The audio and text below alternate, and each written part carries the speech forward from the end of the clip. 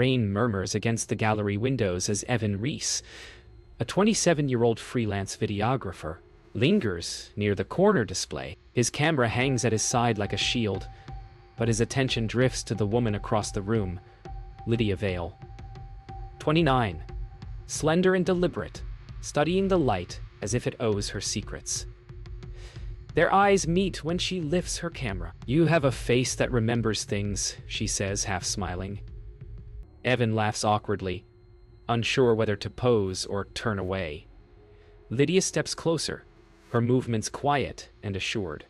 She raises the lens again. "Don't move," she whispers. The shutter clicks, echoing like a heartbeat through the near-empty space. Later, over coffee, she insists the photo was just for fun. But when he looks into her eyes, there's a glint that feels older than curiosity. A kind of hunger, disguised as art. Days later, Lydia invites Evan to her studio, a converted attic with white walls and photographs pinned like constellations. Each picture captures people mid-laughter, mid-thought, half-known faces frozen in the warmth of her gaze. She talks about light, about truth, about how every person hides behind the version of themselves they think the world wants. Evan feels both seen and dissected. She circles him as she talks, framing his posture, his hesitation, the way his eyes search for her approval. When she lifts the camera again, he doesn't resist. "Good," she whispers. "You're starting to look like yourself." Later that evening, Evan finds one of Lydia's prints resting on her desk. An older man with sharp features, seated in the same spot where Evan had been photographed earlier. He looks eerily familiar, though Evan can't place why. Lydia notices him staring. "He was a study in patience," she murmurs. "Some people photograph beautifully when they stop pretending to exist." Her voice lingers on the word "was." Evan laughs softly to diffuse the tension, but her eyes don't move from the photo. For a moment, it feels like the stranger in the image is still in the room with them, waiting for Evan to take his place. Evan dreams that night of cameras flashing in endless corridors, each click erasing part of his reflection. When he wakes, Lydia is beside him, sketching his face from memory. "I don't want to forget you," she says softly, not looking up. Her walls now bear dozens of new photographs, all of Evan, each slightly different, each more unsettlingly lifelike. He asks when she took them, but she only shrugs, humming faintly. The unease creeps beneath his ribs, but he tells himself this is what artists do. They capture what they love, even if love starts to feel like surveillance. At the gallery's closing night, Lydia presents a new piece, a series titled "The Honest Face." To Evan's shock, every photo is of him, the audience murmurs, intrigued by the intimacy of her work. Lydia watches him from across the room, her expression unreadable. As applause rises, "Do you see now?" she whispers later, pressing close enough that her breath touches his neck. "You were always meant to be seen." Evan tries to smile, but behind the admiration of strangers, he feels a chill, as if he's stepped into someone else's portrait and can't find his way back out. Weeks pass, and Evan begins spending nearly every night in Lydia's apartment. Her world feels curated, like each moment is staged for the lens, not for life. He notices how she adjusts his collar before he leaves, how she keeps her camera on the table even during dinner, always within reach. Sometimes he wakes at night to find her watching him through the dim glow of her phone, recording his breathing. "You look peaceful," she says when he confronts her. "You don't when you're awake." The intimacy feels intoxicating, but something inside him starts to ache, a quiet voice whispering that he's being studied, not loved. Evan begins filming Lydia during her shoots, hoping to understand what she sees. Through his own camera, her focus feels feverish. She moves from subject to subject, coaxing vulnerability like a secret. But when reviewing the footage later, Evan notices something wrong. In every shot, Lydia's gaze drifts toward him instead of her models. Each frame holds him somewhere in the background, out of focus yet centered in her attention. He realizes she's documenting him even when pretending not to. When he mentions it, she only smiles. "That's what love is, Evan," she says quietly. "Learning to see someone everywhere." One evening, while cleaning the studio, Evan discovers a drawer filled with dozens of old ID cards and driver's licenses, each with the faces of different men, each with the same initials. Some of them look disturbingly similar to him. Panic rises, but Lydia appears behind him before he can pocket one. Her smile is still gentle, though her eyes harden. "They were my subjects," she says softly. "Everyone leaves something behind." Evan nods, pretending to believe her, but the weight of those faces burns into his mind. Later that night, he can't sleep. His reflection in the mirror feels slightly wrong, a fraction misaligned. Lydia insists on taking Evan to an abandoned greenhouse for a new photo series, Decay and Renewal, she calls it. The glass panels shimmer with moss and condensation. She positions him among broken pots and vines, directing each pose like a ritual. "Hold still," she whispers, circling him with deliberate grace. The camera's click becomes rhythmic, hypnotic. Evan feels detached, as though his body belongs to the photograph more than to himself. When the session ends, Lydia presses a kiss to his forehead and says, "You're perfect now." Her tone isn't romantic. It's final, like she's finished sculpting something that no longer needs to move. That night, Evan returns home to find his apartment subtly rearranged, his toothbrush moved, his photos replaced. One frame on his wall now holds a picture he doesn't remember taking. Him asleep, the same shot Lydia took weeks ago. He calls her, but she doesn't answer. Outside, a car idles for hours before driving away. The city feels unfamiliar, too still. When Evan finally falls asleep, his dreams dissolve into flashes of camera shutters and soft laughter. Lydia's voice whispering, "Don't wake up yet. You're not finished." Evan's world starts bending around Lydia's presence. Every morning, new photographs appear on his desk, candid shots he never saw her take.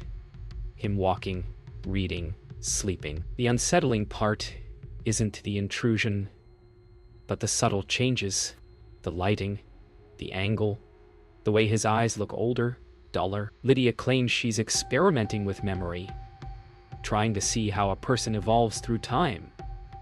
But Evan hasn't aged a day since they met. That night, he compares one photo to the next and freezes.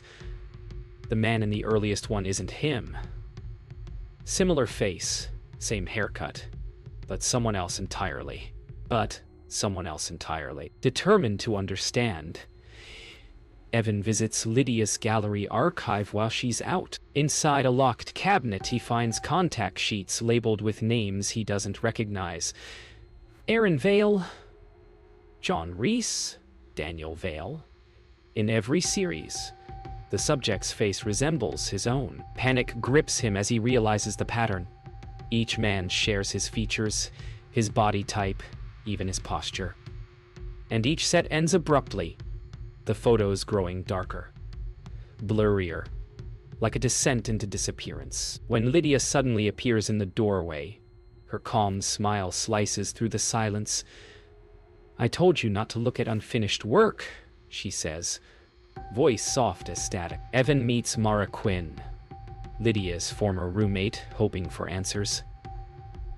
Mara, 26, pale and anxious, smokes nervously in the corner of a quiet cafe.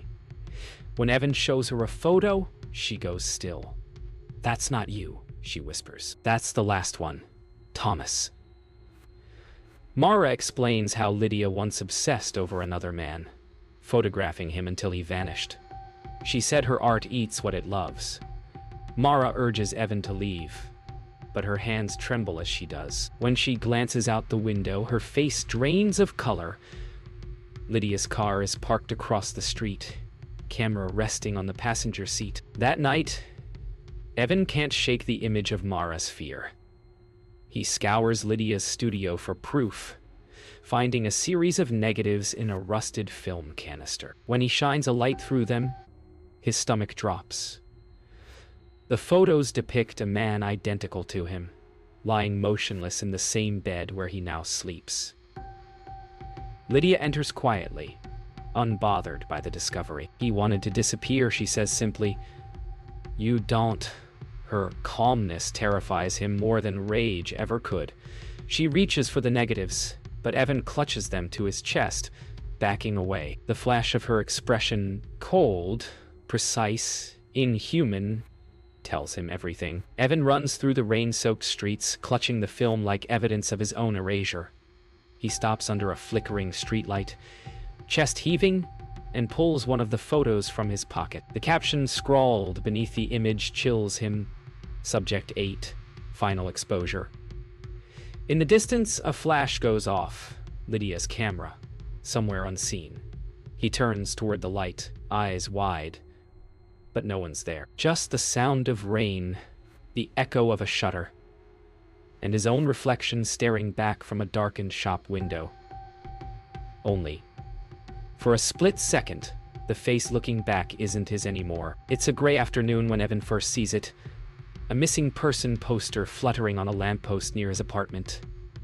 At first, he doesn't notice the name. In's the face that stops him cold. His own. Same jawline, same eyes, same faint scar above the lip. Except the name below reads Thomas Vale, 29. Missing since April. His hands tremble as he rips the poster down, scanning the details. Last seen outside Lydia Vale's studio. He feels the air leave his lungs. When he confronts Lydia, she laughs, almost pityingly. "It's old," she says. "He was someone else." Her smile never reaches her eyes.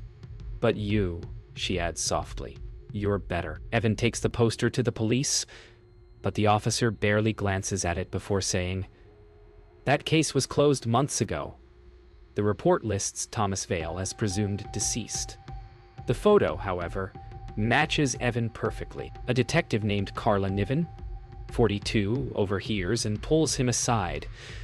Her tone is calm but measured. "You say you're Evan Reese," she begins. "But this man, Thomas, had your same birth date, your same height, even your same tattoo." Evan insists it's a coincidence, but she only sighs. "Funny thing about coincidences," she says. "They start to sound like cover stories when people vanish." Detective Niven visits Lydia's studio the next day. Lydia welcomes her with unnerving warmth, offering coffee and smiles that never falter. As Niven wanders through the photographs, she notices patterns. Each model shares eerily similar features. Men in their 20s, similar builds, same expressions of quiet resignation. Lydia calls it an exploration of identity decay. Niven snaps a picture of one print for evidence. When she looks back up, Lydia is closer now, her voice a whisper. "You can't capture truth by standing outside of it." For a split second, Niven feels like she's being photographed instead of investigating. Evan returns home to find his apartment door slightly ajar. Inside, everything is in perfect order, except for a single photograph pinned to the fridge. It's a picture of him taken from behind, head turned just enough to reveal a sliver of his profile.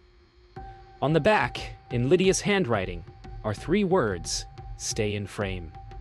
Panic erupts inside him. He runs to his bedroom. His camera is missing. The sound of a shutter echoes faintly through the hall, but no one's there. Every light flickers at once. For the first time, he realizes Lydia doesn't just want to keep him. She wants to replace him. She wants to replace him. Detective Niven calls Evan the next morning. "We pulled old surveillance," she says. "Thomas Vale wasn't reported missing by family. He was reported missing by Lydia Vale." The words crash over him. He races to Lydia's building, desperate for answers, but finds her studio door unlocked.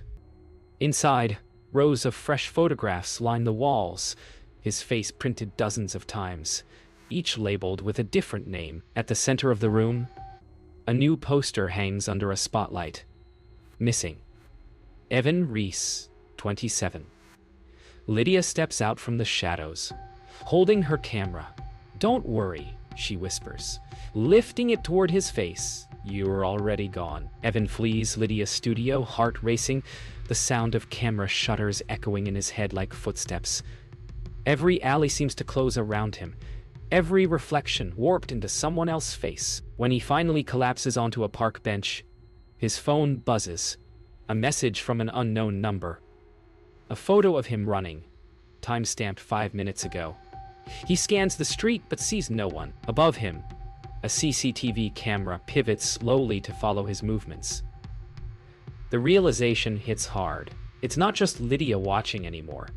Someone, or something, is documenting every breath he takes, continuing her work in silence. Detective Carla Niven visits Evan's apartment the next morning, finding him pale and shaken. He shows her the poster, the texts, the photos. "She's replacing people," he says, voice trembling. Niven studies the images carefully. The faces could all be brothers, yet none identical. "She's creating a composite," she murmurs, building one perfect subject. When Evan demands to know what that means, she hesitates. "It means she's not finished." As Niven leaves, Evan notices a glint in her eyes. The reflection of a camera flash from somewhere behind him, though no one else is in the room. That night, unable to rest, Evan breaks back into Lydia's studio to destroy everything. The air is heavy with chemicals and silence. In the basement, he discovers rows of negatives strung across wires. Hundreds of men, their eyes vacant, their bodies posed identically. Each frame bears a name and date, ending with his own. He steps closer and notices the final strip still dripping wet. An image of him standing exactly where he is now. His breath catches. The sound of a shutter clicks behind him. He spins.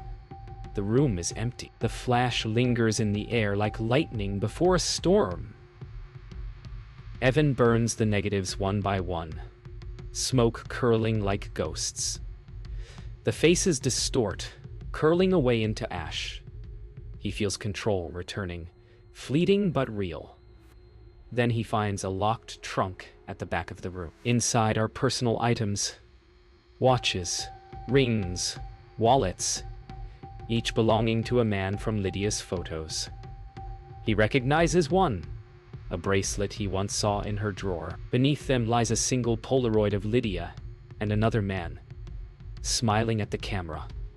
Written on the back, "Thomas and Lydia, forever in frame." The handwriting matches hers, the same phrase she whispered to Evan the night they met. Evan calls Detective Niven in panic, urging her to come immediately. Her voice over the line is distant, static-laced. "We already closed the case," she says. Thomas Vale was confirmed dead. Evan's grip tightens. "Then who am I?" Silence. A slow exhale. "That's what she asked me too," Niven whispers. The line cuts. Evan stumbles backward, the phone dropping from his hand as the projector in Lydia's studio flickers to life on its own. On the wall, an image fades into view. Evan's face, eyes open, unmoving. Below it, a new title burns across the screen. Subject 9. Final development. The studio hums with electricity, its walls alive with projected images of Evan's face, blinking, breathing, looping endlessly. He smashes the projector, but the images remain, burned into the walls like ghosts. Lydia's voice echoes through hidden speakers, calm, tender, terrifying. "Don't fight it, Evan. You're almost perfect." He turns toward the stairwell just as Lydia emerges from the shadows, camera cradled in her hands like a weapon. "Every subject resists at first," she says, stepping closer. "But the ones who surrender, they live forever." Her words curl around him like a promise. Evan realizes she doesn't want to kill him. She wants to preserve him. Evan lunges toward Lydia, grabbing the camera from her hands. It's heavier than he expects. Metal, vintage, engraved with initials TV. The flash goes off accidentally, freezing them both in white light. For a heartbeat, he sees himself through her lens, pale, disoriented, fading at the edges. Lydia laughs softly, her voice almost mournful. "He said that too," she whispers, before he disappeared. She reaches for the camera again, but Evan shoves her back, smashing it against the wall. The flashbulb bursts. The sound it makes isn't glass. It's a scream. Lydia retreats into the dark room, bleeding from her temple but smiling. "You can't erase art," she murmurs. The air grows thick with chemical fumes as she tears open canisters, spilling developer fluid across the floor. Evan follows, coughing, eyes stinging from the haze. On the table sits a single print still drying, a photo of Lydia and him together, smiling peacefully, like a couple frozen in a memory that never happened. "See," she whispers, "we were always meant to be one frame." Evan rips the photo in half, but the paper bleeds, the ink dripping like real blood. Lydia's grin widens. "Now you're incomplete." Evan tries to flee, stumbling into the corridor where Lydia's self-portraits hang. Hundreds of them, each slightly altered. In some, she's older. In others, her features blend with men he recognizes from her photos. In the final frame, her face merges completely with his. The horror settles deep in his bones. She's not replacing her subjects. She's absorbing them, consuming fragments of identity until they all live within her art. Lydia appears beside him, whispering, "You'll be my last." She raises a syringe filled with dark fluid. "The emulsion," she explains, "binds us forever." The needle glints in the dim light. Evan lunges forward, knocking the syringe from Lydia's hand. It rolls across the floor, spilling dark fluid that seeps toward the photographs like spreading ink. She screams, not in pain, but heartbreak. "You ruined it," she cries, falling to her knees, gathering soaked photos to her chest. The liquid burns through the paper, consuming each image in smoky tendrils. Evan backs away, trembling, as the studio catches light from a toppled lamp. Flames crawl up the walls, devouring her life's work. Lydia looks up at him, eyes shining through the haze. "Don't you understand?" she whispers as fire surrounds her. "You can't destroy what's already immortal." Evan bursts into the night as Lydia's studio burns behind him, the windows glowing orange like the eyes of something ancient and unholy. Sirens wail in the distance, but he doesn't look back. Smoke clings to his clothes, his breath ragged, his reflection flickering in every shop window as he runs. For a fleeting moment, he feels free, unbound from her lens, from her hunger. But as he passes a darkened alley, he catches sight of a figure half lit by flame. Lydia stands there, soot-streaked and smiling faintly, camera still in hand. She raises it slowly. One last flash ignites the night. Days later, Evan awakens in a hospital bed, bandaged and dazed. Detective Niven sits nearby, studying him quietly. "You're lucky," she says. "They found no one else in the fire." He tries to explain everything. The photos, the experiments, the missing men. But she only nods sympathetically. "We searched the site," she tells him, "and found a single camera, unburned. It was pointed at the door." She sets the camera beside him. It's Lydia's. Evan hesitates, staring at the lens. For a moment, he swears it's breathing. "Don't!" Niven warns, voice low. "Some images aren't meant to be developed." After his release, Evan tries to rebuild. He moves to a new apartment, avoids mirrors and stops filming entirely. But small things begin to betray him. His shadow lingers a second too long. His reflection smiles when he doesn't. One night, he finds an envelope taped to his door. Inside is a photo. Himself. Sleeping. The signature beneath it reads Lydia Vale. There's no postmark, no fingerprint. Just a faint scent of developer fluid. When he looks closer, he realizes the photo isn't flat. The surface ripples subtly, like living skin breathing beneath the print. Evan takes the photograph to Detective Niven. She examines it under magnification. Frowning. The texture, she murmurs. It's organic. Her tone shifts to disbelief. This isn't paper. She looks up to find Evan trembling. You, said she, died in the fire, he whispers. Niven doesn't answer. Instead, she opens her briefcase and pulls out a second photo, one she found in evidence that morning. It's the same image, but this time, Lydia is sitting beside him on the bed, smiling at the camera. Her reflection exists where her body does not. Months later, a new photography exhibition opens downtown. The exposure.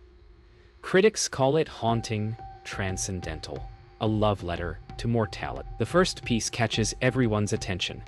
A lifelike portrait of a man standing in firelight, his eyes calm, his mouth almost smiling. The nameplate beneath reads Evan Reese. She stands before the photo, whispering his name, realizing the light in his eyes isn't painted. It's captured. Somewhere in the gallery's silence, a camera shutter clicks once, soft and final, like the closing of a light.